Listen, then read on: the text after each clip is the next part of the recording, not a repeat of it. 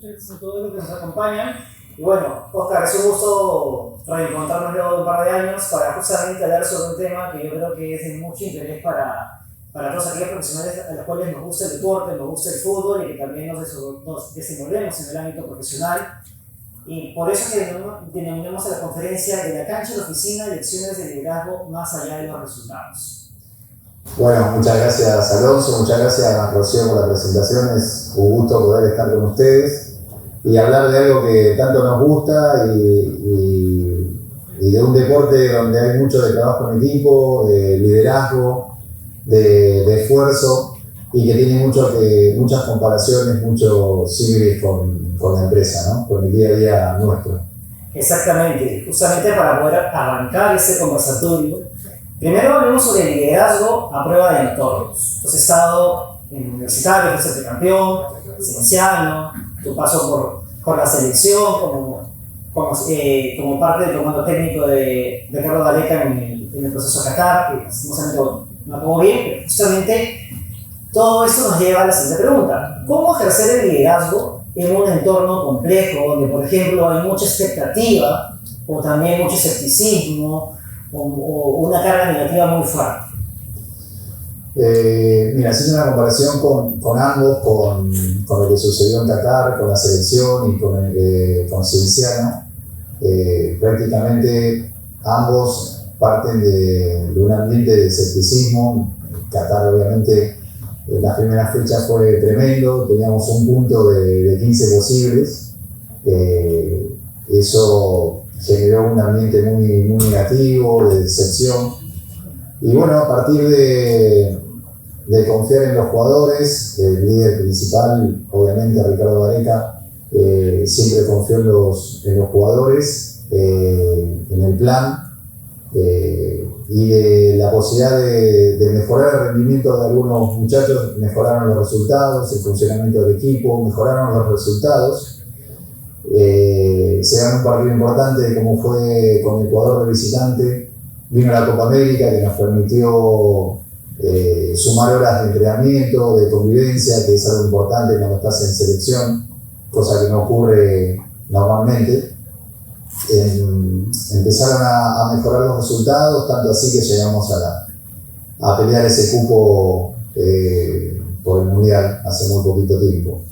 Creo que fue importante en este caso el liderazgo de Ricardo y de sus colaboradores. Es importante recalcar que ese liderazgo se delega, uno no puede hacer todo, y ese liderazgo se delega en sus colaboradores y en algunos referentes del plantel. A partir de mantener el plan, de no apartarse del plan, de mantener un mensaje y la convicción de creer en los jugadores, en el equipo, a pesar de que el entorno era muy difícil y la prensa le daba muy pocas chances a la selección. Y yo le doy mucho valor al mensaje del líder. Si ustedes recuerdan, en cada conferencia de prensa, Ricardo en este caso siempre confió en los jugadores, siempre confió en que el equipo iba a levantar, en que los jugadores se iban a recuperar y tuvo mucha coherencia. El jugador, los colaboradores lo perciben y obviamente toman eso y lo refuerzan. Recuerdo una nota, no sé si algunos recordarán, me acuerdo de una conferencia de prensa, un periodista le dice a Ricardo que según las últimas encuestas solamente el 10% le daba alguna posibilidad a Perú. Y él se toma su tiempo y le responde: a mí y a este grupo ese 10% no es suficiente, porque antes nos daban el 5% que logramos, este grupo con ese 10% es capaz de lograrlo. Entonces son mensajes muy fuertes, muy claros y que te digo la verdad, yo ese día lo escuché y me daba ganas de volver a jugar. Pero bueno, eso tiene que ver con el mensaje del líder, ¿no? Que creo que es importante, y la coherencia, porque lo que decía hacia afuera era lo mismo que decía hacia adentro. Justamente, ¿cómo un líder puede transmitir confianza y puede también irradiar pasión para que todo el equipo de trabajo también esté convencido de que se puede lograr el cumplimiento de metas o al menos el poder mejorar un rendimiento? Si uno hace, por ejemplo, el símil con lo que también pasa en una organización, no siempre en una organización hay un excelente clima laboral, hay mucha presión, los resultados puede que no se den, y cómo hace justamente el líder para igual motivar a los demás y para un poco aislarlos, protegerlos, y al mismo tiempo que a raíz de esa protección poco a poco se vayan trabajando para ir mejorando el rendimiento, entonces para que se pueda competir y se puedan conseguir resultados. Mira, primero ocuparse. Yo la verdad cuando volví a la selección después de tiempo me quedé sorprendido de la organización, de todo lo que habían montado alrededor de la selección en todas las áreas, y iba a eso, ¿no? Primero ocuparse, sí, en qué estamos flojos, qué tenemos que mejorar, hacer un análisis y saber delegar. El líder, entiendo que no me ocurrió a mí como jugador, como capitán y como entrenador también, no puede ocuparse de todo. Y tiene que tener gente en quien delegar, ya sea sus colaboradores cuando sos entrenador, y en algunos jugadores que son referentes, que tienen valores comprobados y son jugadores que inspiran. A partir de ahí, una apertura permanente de poder conversar, de poder debatir. En la selección es muy distinto a un club de fútbol. En la selección hay muy poco tiempo para entrenar. El jugador normalmente viene unos días previos, 3 días, 2 días, algunos llegan sobre el partido. Se hace muy difícil poder entrenar, simplemente pasa por el descanso y la fuerza del mensaje y lo que transmite el líder es importante en esos momentos. Por eso es importante delegar, porque entre los colaboradores y los referentes y líderes del plantel se distribuyen las tareas y tener la apertura para poder debatir, para entender que a veces la opinión de un colaborador, de un jugador, independientemente de la jerarquía que tiene, es válida y puede aportar muchísimo. Correcto. Tú mencionabas mucho que, por ejemplo, en el caso de la selección, Ricardo, lo que él hacía era no solamente proteger al grupo en una conferencia de prensa, sino que él también buscaba delegar, buscaba también transmitir en el interno, en los entrenamientos, en los microciclos, en las visitas, que justamente se podía buscar, o mejor dicho, se podía revertir la situación. ¿Cuál debe ser el rol de un líder dentro y fuera de la cancha? Y ahí también, todavía bien que también podamos recordar un poco lo que pasó con Cienciano, lo que pasó con Universitario, donde también hay algunas circunstancias, y si hacemos un poquito de memoria, la U en ese entonces, cuando logró el campeonato, lo logró con técnicos diferentes. Justamente, ¿cómo es que se puede estar ejerciendo liderazgo dentro del grupo y también fuera de él? Yo creo que el liderazgo pasa por ser un guía, por acompañar en el proceso, en el camino a los jugadores. Cuando sos jugador de experiencia, como me tocó a mí y como le pudo pasar a muchos de ustedes, ahí voy a lo que fue Cienciano en mi carrera, me tocó irme de Universitario de Deportes ya grande, próximo a cumplir 36 años, empezar de nuevo. Yo tenía proyectado retirarme en Universitario después de tanto tiempo, de haber salido tricampeón.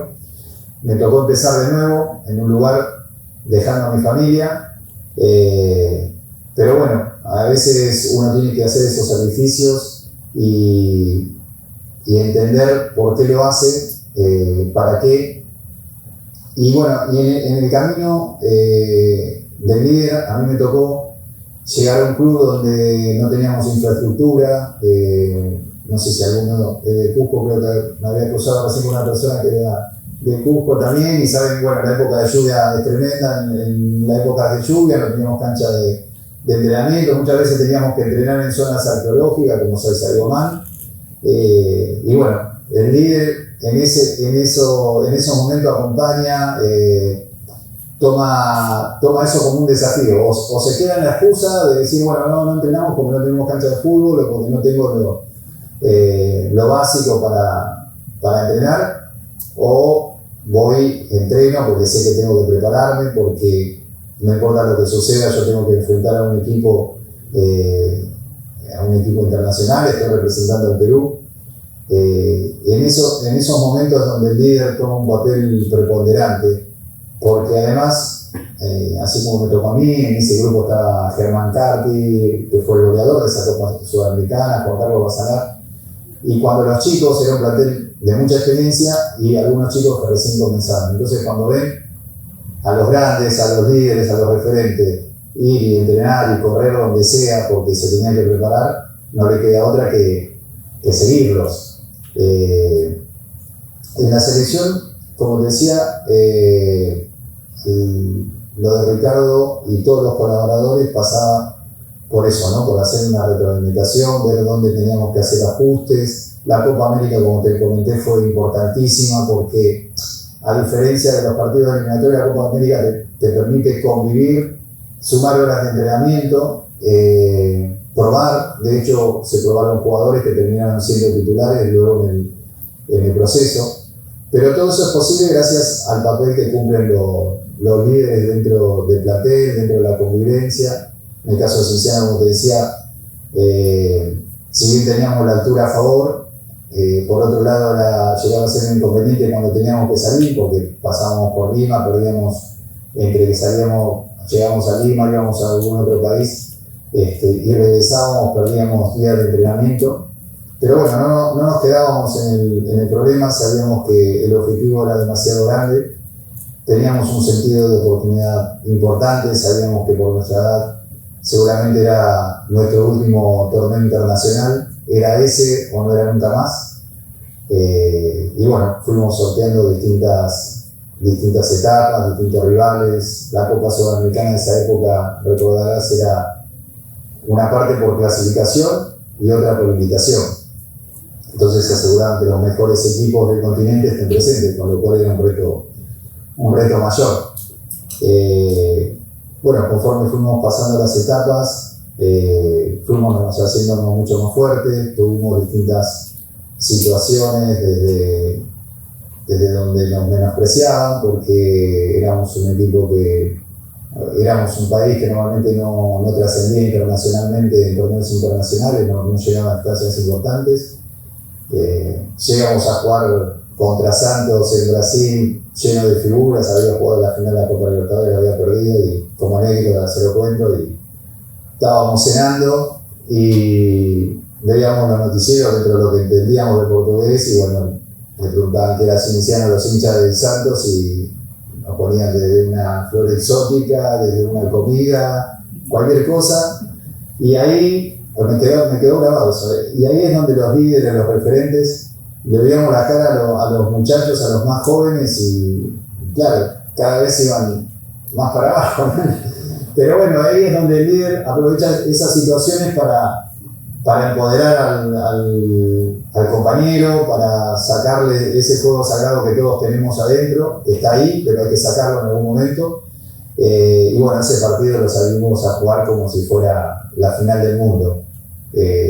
Recuerdo que hasta nos expulsaron un jugador en el primer tiempo, a César Caguantico, y terminamos empatando el partido. Sacaron todos, la verdad que hicimos un partidazo, sacamos todo lo que teníamos y después lo pudimos definir en casa y eliminarlo, ¿no? Son esas cosas donde el líder la aprovecha en favor del equipo. Y bueno, así seguramente debe pasar a muchos en el día a día, en la empresa, donde tenés un montón de dificultades y o te quedás en la excusa o lo aprovechás para fortalecerte y tomarlo como un envión, ¿no? Hemos analizado mucho lo que es el líder dentro, pero el líder también fuera, por ejemplo, en tu experiencia con la selección, posiciones que hemos estado ahorita recordando, ¿cómo el líder puede contribuir a que el equipo de trabajo también puede estar bien con aspectos más familiares, con aspectos mucho más íntimos, que no necesariamente están en el ámbito profesional, pero que también repercute, también juega? Por ejemplo, que algún jugador no esté pasando por un buen momento familiar, que tiene algún suceso extradeportivo que de algún otro modo limita su rendimiento, y eso también podemos hacer un símil con la oficina. Uno no es un robot que va a trabajar sus 8 horas de una manera adecuada, tiene momentos en los cuales no está pasando por un mejor momento porque casi puede tener problemas con la pareja, los hijos, etcétera, etcétera. ¿Cómo el líder puede ir a esa esfera personal y de algún otro modo contribuir a que el equipo de trabajo también pueda reponerse? Mira, yo creo que el líder, como le debe pasar a muchos aquí, que son por ahí jefes, gerentes, o tienen un equipo que tiene que liderar un equipo, me parece que el líder invierte tiempo en el conocimiento de su equipo, de sus compañeros. Es algo que debe hacer, porque adentro del campo de juego conoce sus habilidades, pero afuera conoce su lado personal. Todos tenemos metas comunes al iniciar un campeonato, un torneo, pero cada uno tiene metas individuales que quiere cumplir, algunos por la familia, algunos personalmente, porque quiere ser campeón, quiere trascender económicamente, otro porque tiene sueños con la familia, y como decías tú, ¿no? O sea, no somos robots, nos vamos a equivocar, pero yo creo que el líder ahí es donde acompaña al compañero, son horas que invierte en el conocimiento, y que llegado el momento tiene la palabra justa para llegar. Es una persona en el cual el compañero confía en el líder, si es una persona confiable, y el líder tiene que ocuparse de eso, ¿no? Son horas propias que tiene que resignar en favor del equipo, del compañero, porque yo, para seguir siendo el mejor, necesito que tú estés bien, ¿sí? Que mis compañeros estén bien, que puedan estar bien para entrenar, para rendir. Entonces, es importante ese acompañamiento que tiene que haber en todo el equipo, ¿no? Y normalmente son los referentes, los grandes, los que se ocupan del compañero, ¿no? Esto nos da pie para la siguiente pregunta, que va un poco construyendo el liderazgo para una exitosa gestión de grupo. ¿Cuáles son las claves para que un líder pueda transmitir confianza y que también se genere un compromiso en el grupo, haya un respeto? Mira, yo creo que el líder, nadie puede dar lo que no tiene, ¿no? Creo que el líder es una persona que nace naturalmente. El liderazgo en un grupo nace naturalmente a partir de una experiencia previa, de sus valores, de su mensaje. Es una persona en la cual el compañero lo elige por su forma de ser, por sus valores, y porque es confiable. Yo creo que es importante porque en una organización donde hay tanta gente, tener este tipo de personas, de líderes, que además saben delegar, es importante tener, por ejemplo, en el fútbol nosotros tenemos el entrenador, pero el entrenador tiene que tener interlocutores frente al plantel, no puede hacer todo el entrenador, más allá de los colaboradores que tengan, tiene que tener interlocutores para poder delegar tareas, no puede hacer todo. Y construir ese tipo de liderazgo es importante, facilita todo, sobre todo en los muchachos más jóvenes, que recién empiezan, necesitan un acompañamiento y un apoyo importante. Estos líderes normalmente tienen ambición, quieren ganar, y para ganar yo sé que necesito de mis compañeros, necesito que estén bien entrenados, que estén bien psicológicamente, que estén bien preparados, y necesito ayudarlos a descubrir todo ese potencial que tienen. Por eso es importante, me parece, construir todo este tipo de liderazgo que te ayuda en la tarea. No te asegura el resultado, obviamente, pero sí te acerca a ello. ¿Y cómo se trabaja el principio de autoridad? Justamente tú hablabas acerca de la importancia de que un líder tiene que también predicar como el ejemplo, que si bien es cierto también un líder, hay una vocación por ser líder de algunas personas por querer ayudar a su entorno, pero ¿cómo es que se construye el principio de autoridad? ¿Y cómo es que se puede convivir también en armonía con los sublíderes, en este caso con los interlocutores? Mira, yo creo, como te decía antes, nace naturalmente, ¿no? Yo creo que a veces tenés el tema de compañía, a veces se genera este tipo de problemas como cualquier trabajo donde tenés algún problema entre compañeros, entre un compañero y el líder, y ahí está la vocación del líder, la sabiduría del líder para, a través del conocimiento previo que tiene, de haber invertido horas en construir relaciones, puede acercar las partes, puede acompañar la discusión a través de la escucha y la mejor decisión. Y cuando es de una persona hacia el líder, lo mismo. O sea, entender que por ahí el punto de vista del compañero es tan importante como el propio.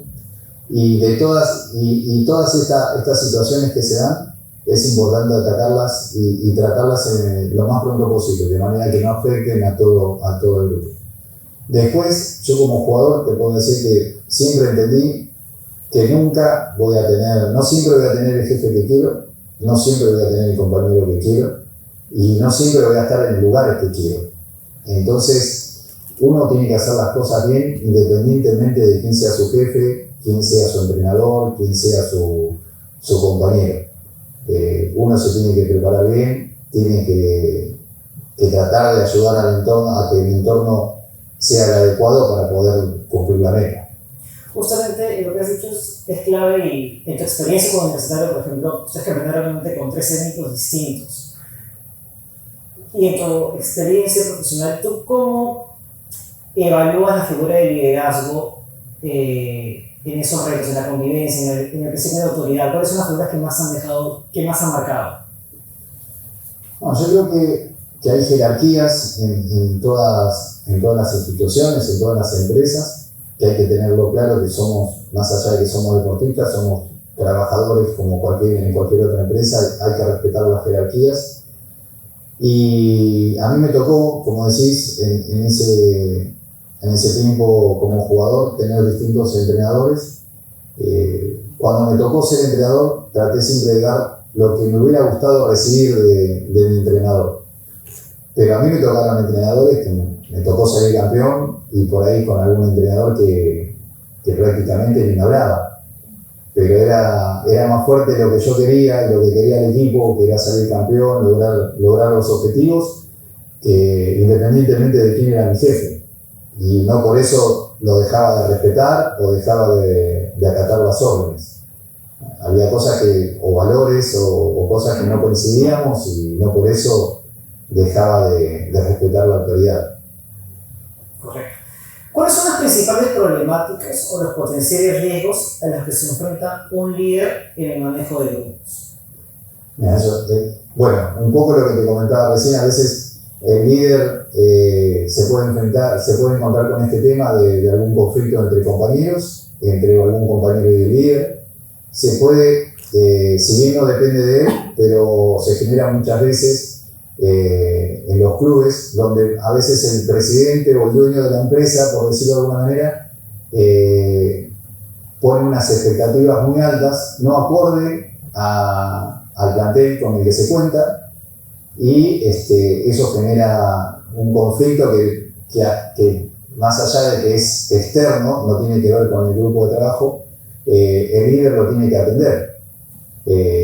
Entonces, tiene que estar preparado. Puede generarse un problema importante porque a veces el dirigente te dice, bueno, sale a la prensa y dice, este año vamos a salir campeones, pero resulta que el plantel que se conformó, los recursos con los que se cuenta, es inviable para salir campeón, no llega ni a la mitad de la tabla. Entonces, el líder tiene que estar preparado para atender esos problemas porque genera expectativa demasiado elevada en la prensa y por ende a los hinchas, al no lograr los resultados que se esperan o no estar en la posición de la tabla donde, de acuerdo al mensaje que mandó el presidente, hay mucha desilusión, mucho desánimo, y es un tema que viene desde afuera, no viene desde el interior del grupo de trabajo. Ese es un problema importante que el líder tiene que estar atento, más allá de que no lo genera y no lo genera el grupo de trabajo, ¿no? el equipo en sí, pero se da muy asiduamente, lamentablemente. Y por ejemplo, en casos extremos en los cuales los problemas se generan de modo interno, por ejemplo, de temas de convivencia, de carácter que no son, no hay química, ¿cómo el líder puede sacar adelante solamente un equipo de trabajo en el cual hay mucha rivalidad, hay mucha competencia, pero una competencia que no es positiva, sino que es una competencia que nos saca lo mejor de las personas? ¿Cómo el líder puede hacer que finalmente el grupo pueda trabajar en armonía? Como lo que te pasó en la universidad, tú dijiste que, por ejemplo, no había una buena relación con un técnico determinado, que se nos hablaba, pero igual había compromiso del grupo. ¿Cómo se logra eso? Mira, a partir de compartir el objetivo común, independientemente, los líderes tratan normalmente de acercar las partes, de tener una buena convivencia, pero bueno, a veces por ahí hay uno o dos que no le entran balas y van por su lado, pero lo importante ahí tampoco es que en cada tipo de trabajo vas a ser amigo de todo, que vas a ir a comer con la familia, no es así tampoco. Pero mientras no afecte el objetivo y el trabajo del día a día, son cosas con las que hay que también aprender a convivir y que el líder ahí cumple un papel importante. No llegar a la agresión, cumplir con las directivas del entrenador, con el día a día, con las sesiones de entrenamiento, con los horarios, cumplir con un cierto rendimiento que se espera de ti, que lo espera el entrenador y que lo esperan tus compañeros, porque un buen rendimiento tuyo, te digo, va a ayudar a que podamos lograr resultados todos, el objetivo común y los objetivos personales que tenemos. No me ha tocado estar en un club donde ese tipo de situación perjudica al equipo, perjudica el resultado. Por ahí perjudica la relación entre las personas que están en conflicto, pero no el objetivo común y no la convivencia general. Y en el caso, por ejemplo, de la selección, en este último proceso, más allá de un mal inicio y luego con la expectativa de justamente poder llegar al repechaje, ¿cuáles tú consideras que han sido los principales méritos, en este caso, de los líderes de la selección para poder manejarse adecuadamente tanto dentro y fuera de la cancha y mantener también un buen trabajo de grupo? Más allá de que también había jugadores que no estaban convocados, pero igual la opinión unánime hacia el equipo hacia el comando técnico era muy buena. ¿Cómo es que se logra esto? Hacer que los problemas no trasciendan. Mira, tener coherencia, la coherencia del líder es importante. Lo que se dice hacia afuera, lo que se dice hacia adentro, en el momento difícil, mantener el plan, sin apartarse del plan, confiar.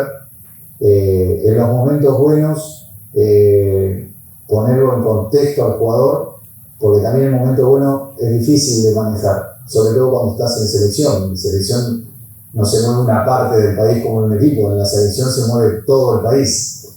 Y es difícil también abstraerse de eso. Los de experiencia por ahí lo manejan mejor porque están acostumbrados. Tiene valores y convicciones que inspiran. Para mí tiene que tener coherencia con lo que dice y hace. Resiliencia, porque es importante saber levantarse, asimilar el golpe y saber levantarse de una derrota. El líder normalmente tiene pasión y ambición, que es lo que lo mueve hacia el objetivo. Tiene poder de comunicación para comunicarse con sus compañeros, con los hinchas, con la prensa, con los dirigentes. Tiene visión, la visión que normalmente siempre es conversada entre los compañeros y tiene una planificación y es lo que te mueve hacia adelante. Y tiene motivación, es una persona que permanentemente motiva a los compañeros a desafiarlos, a que puedan explotar todo ese potencial que tienen y los acompaña en el camino. A mí particularmente en la última parte de selección me tocó trabajar con Pedro, con Galese, ayudarlo, acompañarlo e identificar todo el potencial que yo creía que tenía y que podía crecer. Traté de acompañarlo, intenté acompañarlo en el proceso, le hice ver los progresos que iba teniendo y una de las metas, siempre como arquero, me pasaba a mí cuando atajaba y ahora como entrenador de arqueros también, que reciba menos goles. Claro, que sume valla invicta, que tenga menos goles que antes. Y bueno, tanto así fue que terminó siendo hasta capitán del equipo, ¿no? Uno a veces, a través del liderazgo, también enseña a ser líder y bueno, son cosas, recompensas que uno como líder también va recogiendo. por lo que tú estás señalando, entonces es también importante que un líder pueda también generarse distintas métricas, distintos objetivos, más allá del objetivo final, que siempre en este caso va a ser, por ejemplo, en el fútbol, un campeonato, o bueno, puntualmente, por ejemplo, clasificar a un torneo internacional, y si le hacemos un sueño con el trabajo, es tener las más altas ventas, o tener, por ejemplo, una mayor cantidad de leads, o poder tener entregas exitosas. Entonces, un líder tiene que de algún otro modo diversificar sus metas. ¿Se puede llegar a esa conclusión para que justamente se pueda evaluar mejor el aporte que tiene? Yo creo que, como le pasa a muchos en las empresas, hay una meta común, ¿sí? Una meta común en la que todos trabajamos como equipo, todos nos preparamos para esa meta común, y están las metas, como te decía antes, las metas personales, ¿sí? Si hay una meta común hay que llegar a tal número, pero bueno, yo en el camino quiero ser el que más venda o el que mejor aporte para llegar a ese número, y así en distintas áreas, pero entender que todos necesitamos de todos para llegar al objetivo común. A veces no se llega al objetivo común, como te decía, pero sí,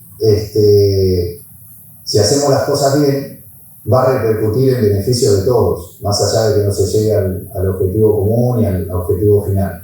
Yo creo que más que repartirse las metas, yo creo que es apuntarle a una, y como consecuencia de hacer las cosas bien por llegar a una, van a repercutir en beneficio para todos. Y ante un mal resultado o el no cumplimiento de ese objetivo mayor, ¿cómo es que uno puede sobreponerse a las adversidades a través del liderazgo? Bueno, ahí hablábamos un poco de resiliencia, y es importante entender que todos vamos no siempre nos van a hacer las cosas como queremos, vamos a equivocarnos, vamos a perder en algún momento, y en el fútbol más todavía, perder y ganar es parte de. Lo importante es no quedarse en la derrota, no quedarse en la dificultad. Lo importante es levantarse, porque si uno se queda en lo que no consiguió, pierde de vista y pierde la energía que necesita para salir, para mirar hacia adelante. No sé, en mi caso, por ejemplo, yo como arquero me preparaba, tenía mi meta común, que era salir campeón, mi meta personal, que era recibir menos goles, ser el arquero menos batido. Yo entendía que me tenía que preparar para eso, me preparaba, me mataba toda la semana para hacer eso. Pero sabía que recibir un gol era parte de mi profesión, equivocarme era parte también por más que entrenara, me preparaba, voy a jugar un partido y resulta que la cancha estaba mojada, dio mal el bote de la pelota, me perjudicó la altura, el sol me pegó en la cara, había viento que me hizo una mala jugada con la pelota, puse mal la mano, me equivoqué, y no me puedo quedar en el error, no me puedo quedar en ese gol, porque el partido sigue y no iba a ser un gol, iban a ser muchos más. Hay que entender también y aceptar que nos vamos a equivocar, no somos perfectos y es parte tenemos que estar preparados para eso. Yo creo que a partir de entender que nos vamos a equivocar, lo importante creo que es no detenernos por temor a equivocarnos o a perder. ¿Qué otro consejo podrías brindar para que justamente alguien que es líder en nuestra organización comete un error o no ha cumplido otra vez el tema de las metas? ¿Qué consejo le daría para que pueda reponerse, además de aceptar que el error es parte de la vida? Por ejemplo, no sé, arroparse con la familia, con los seres queridos, o también recurrir a especialistas para poder motivarse o para volver a reenfocar el camino y determinar por qué no se hizo bien las cosas o por qué no se pudo cumplir ese objetivo. ¿Qué consejos darías?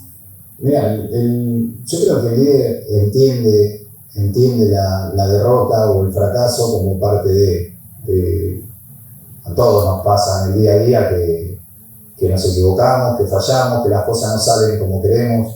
Siempre digo que ante la derrota te duele, ¿no? Y te duele mucho, pero sufrir es opcional. ¿sí? Si te quedás lamentando por lo que no hiciste, no salís más. Es importante entender la profesión, saber que nos vamos a equivocar. En el fútbol hoy tenés profesionales, tenés lo que te decía recién hoy, tenés coach, tenés psicólogo, pero yo creo que a medida que uno va teniendo experiencia y de repente a alguno le pasó que tras un fracaso es difícil entenderlo, le duele, le molesta, pero por ahí en el futuro tiene un caso de éxito o le fue bien en una situación y entiende que ese éxito del momento no hubiera sido posible sin el fracaso anterior. A mí me pasó. Yo entendí cosas, en el momento me dolían muchísimas derrotas, equivocaciones que cometí y a futuro, cuando me pasaron cosas importantes, también entendí que no hubiera sido posible ese éxito sin haberme equivocado en esa situación, que en el momento yo no las entendía, me dolían muchísimo. Correcto. ¿Tenemos alguna pregunta del público en todo caso, sino para poder continuar con el propio final? En un momento me las dan a... Perfecto. Oscar, estábamos hablando acerca de cómo es que se mide el líder en base a los resultados, hablamos un poco acerca de cómo es que un líder se puede sobreponer al no cumplimiento de una meta. ¿Tú cómo resumirías cuál es el aporte de un líder finalmente en el equipo, en el grupo de trabajo, en las personas que quedan? Yo te digo, el aporte es básicamente, como te lo comenté anteriormente, de guía, de acompañamiento, de estar ahí, de saber el grupo de trabajo, los compañeros, saber que pueden contar con él, porque es una persona confiable, es una persona que te inspira confianza, que podés contar con él en la situación que sea, pero eso lo logra el líder a partir del tiempo que invirtió en el conocimiento de los compañeros. Me recuerdo en la época de Cienciano, la final con River Plate, era un River plagado de figuras, venía de eliminar a Sao Paulo de Brasil, lo único que le quedaba ese año a River era ganar la Copa Sudamericana, se habían preparado para ganar la Copa Sudamericana.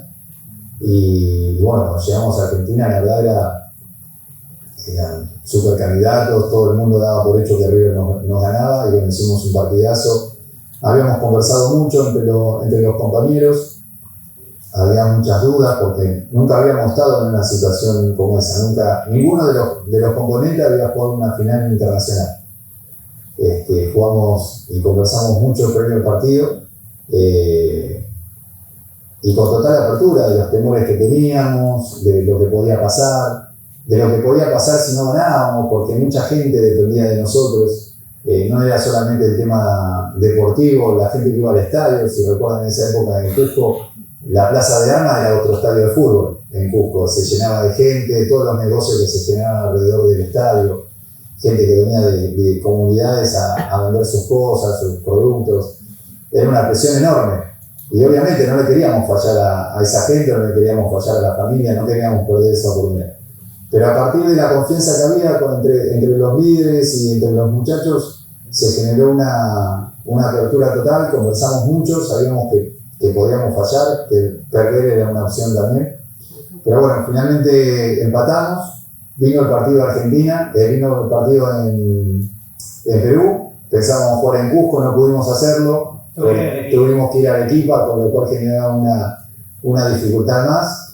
La presión en ese entonces era enorme, tremenda, porque nos veían a nosotros como el equipo que podía ser el primer equipo en ganar un torneo internacional. Y fue una presión tremenda. Conversamos, volvimos a conversar entre nosotros todo lo que significaba. Llegamos al hotel y nos encontramos con que en el hotel donde concentrábamos estaba toda la prensa, así que a la madrugada, a 5 de la mañana, 6 de la mañana, golpearon la puerta para hacer un vivo para el noticiero tal, para el otro noticiero, o sea, era cualquier cosa menos una concentración para acordar una final. Y bueno, a esa altura ya no teníamos excusa para nada, tratamos de corregirlo entre los mayores, entre los referentes, y bueno, jugamos ese partido que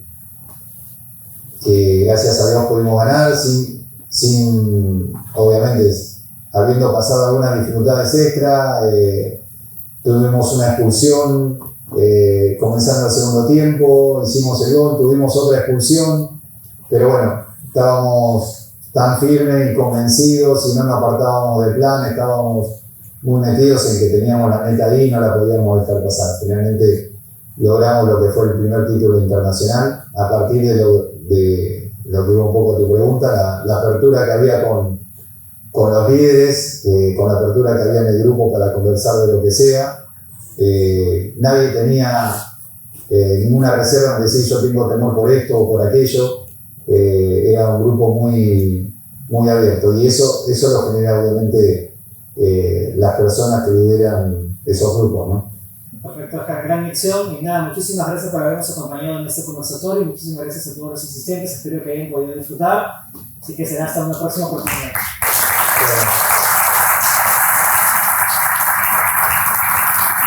Muchísimas gracias, Alonso, fue un gusto. Alonso lo conozco ya de hace algunos años. Compartimos la pasión por el fútbol, ¿sí? Y bueno, me encantó estar contigo, Alonso, que hayamos coincidido en esto que tanto nos gusta. Y agradecer a Esan, a Rocío, a Evelyn y a todo su equipo por la invitación y a ustedes por estar presentes. Un gusto, la verdad. Muchas gracias. Gracias.